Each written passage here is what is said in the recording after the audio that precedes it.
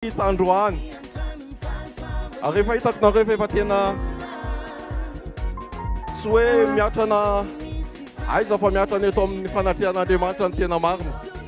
Dia faly miarabantsika tsiraray avy indray ny mponina rivony mamo na lahy na vavy na ny lehibe na ny kely na ny mahina ny lehibebe na ny atontonony dia arabaina omba fitiavana avokoa.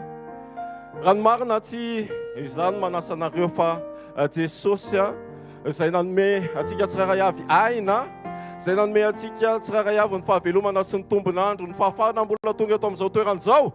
Dia izay Jesosy izay manome fotoananao manana ambara aminao izy. Voalohany indrindra tianao hono izy ary tiany tanàna ny arivony mamy izay mahatsiaro ny fitiavan'i Jesosy dia oka izy hitehaka mafy be ho an'i Jesosy. Ao ve tsika sa tsy ao? Ao ve tsika sa tsy ao? Ataovy arany tehako ao mafy be mba irenesiko raha tena ao tsara ianao ary azajanona fa ataovy araky ny afanao hoe azafady hoe azajanona ny tehaka ao ary hoe woo! Woo! Woo! Woo! Woo! Ika ho an'i Jesosy sika ary ifaly ao amin'i Jesosy ihany koa.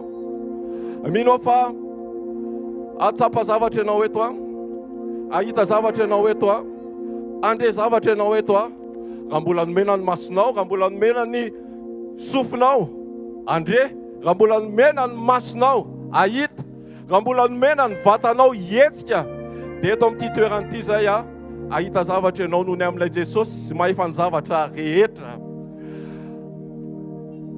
Tokolahy sy tokovavy tena faly be zay tonga eto arivony mamo ary mirary ihany koa zay raha mirary mety hoe zay no hitanareo mandalo sy hitanareo amin'izao zavatra hitan'ny maso renesy ny sofintsika tsiraray avy zao fa ny tena marina mirary zay raha mirary raha ilay Jesosy Kristy tompo izay no mbona atao amin'ny hazo fijaliana mba ho famonjenanao, izay no reketin'ny fonao sy hiasa ho raiky tapisaka eo amin'ny fiainanao manomboka eto indray. Anjaranay mampafantatra sy mampahalala mampatsiahy raha ohatra ka dinidininao hoe way misy an'izany Jesosy zany.